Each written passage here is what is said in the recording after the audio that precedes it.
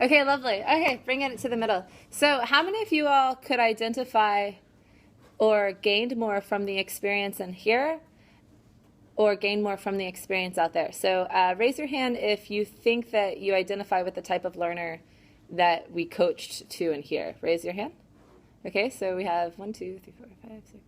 Okay, and raise your hand if when we were outside that was more the type of learner that you are. Okay, now does that mean one of you is wrong and the other is right? Okay, if you have a team of 14, is there a good chance that you're going to have both type of learners on that team? Yeah. Okay, so you want to be cognizant of that as that coach, captain, or trainer. And I got to tell you all that I'm both. Anyone else feel that they're both? A couple of you. Okay. So sometimes I want to think about it myself, and then other times I need for you to tell me directly. Okay? Now, we're going to get into kind of like the quick and dirty tips for coaching. So I'm just going to give you all like my little cheat sheet. Okay? And I also am going to tell you, like, did anyone take this class last year? A couple of you? I hope that I'm not coaching you on the same concepts in 5 years, right? Because that means that my coaching style would have stayed pretty stagnant. And I'm absolutely okay with knowing that some of the concepts I share with you all this weekend, or even out there on skates this weekend, that they might be incorrect, or they might not be even useful or relevant in 3 to 7 years' time, right? And so that means that I've sorted it out at some point that I am not like Jesus, where we don't want Jesus to be wrong, but it's okay for me to be wrong, right? So you can mess it up and make mistakes, and that's totally okay. And even your athletes tend to trust you more if you tell them that you've made a mistake. You know, if you say, hey, you know what, that one idea I had, oh God, it was a really bad idea. We're never gonna bite people to play better offense. Bad idea. So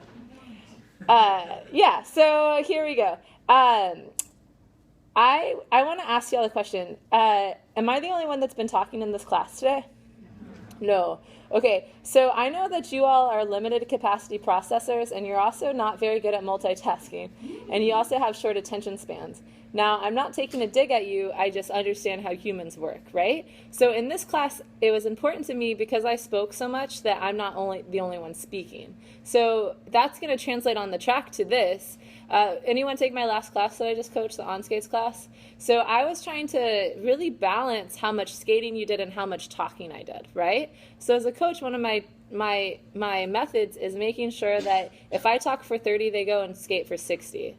If I talk for 90 seconds, they go and skate for double that, right? So that it's never just party pants, la la la la la la la, and then they go try it out for a second. I promise some of you will talk way too much in your session.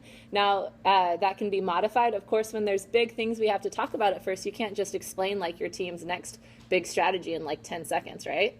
Hit them!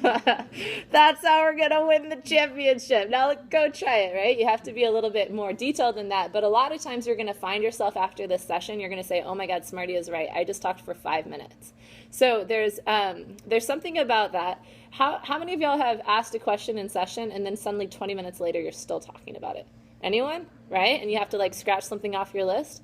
My way to avoid that is that I have y'all talk to each other. So you've done that a lot in session today, right? So every single thought that each of you has is equally important, but there's how many of y'all in here?